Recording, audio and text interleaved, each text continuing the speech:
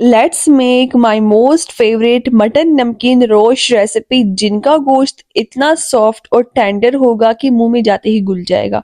और बगैर मसालों के बनने वाला ये रोस्ट इतना कोई लजीज मज़ेदार होगा कि जब आप एक बार बनाएंगे आपका दिल करेगा कि बार बार बनाया जाए। पहले यहाँ पर मैंने लिया है प्रेशर कुकर, इसमें हाफ कप ऑयल ऐड कर देंगे। इसके बाद अदरक लहसुन का पेस्ट डाल देंगे। अदरक लहसुन को थोड़ा सा हम लोग भून लेंगे, फ्राई कर लेंगे। इसके बाद मटन लिया है। अब मटन के पीसेस यहाँ पर मैंने बड़े बड़े कट कर लिए हैं। मटन ऐड कर देंगे और इनको कलर चेंज होने तक पकाएंगे। जब मटन कुछ इस तरह से हो जाएगा, इसके बाद हम लोग ऐड कर देंगे सब्ज मिर्चें। अपने टेस्ट के मुताबिक ऐड करना। 1 टीस्पून नमक, 1 टीस्पून साबुत काली मिर्चें, और यहाँ पर जो है 3 मीडियम साइज के टमाटर या 4 कर ले आप, और 3 अदद यहाँ पर मैंने लहसुन के जवे लिए हैं। ये सब डालने के बाद इनको थोड़ा मिक्स कर ले।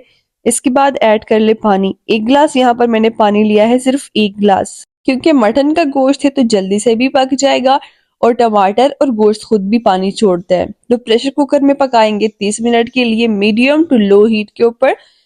आप लोग देख सकते हैं इस टाइम पर कंडीशन कुछ इस तरह से हो गई है। सब्ज मिर्चें ऊपर से डाल देंगे और 1 टीस्पून ब्लैक पेपर पाउडर डाल देंगे हम लोग। टमाटर की स्किन जितनी रिमूव हो सके उतनी रिमूव कर ले। इसके बाद मिक्स कर लेंगे कुछ इस तरह से। मिक्स करने के बाद इतना 2-3 मिनट के लिए पकाए कि इसका ऑयल सेपरेट हो जाए। मटन रोस्ट बिल्कुल रेडी है। नान रोटी के साथ सर्व करके एंजॉय कीजिए। Thanks for watching.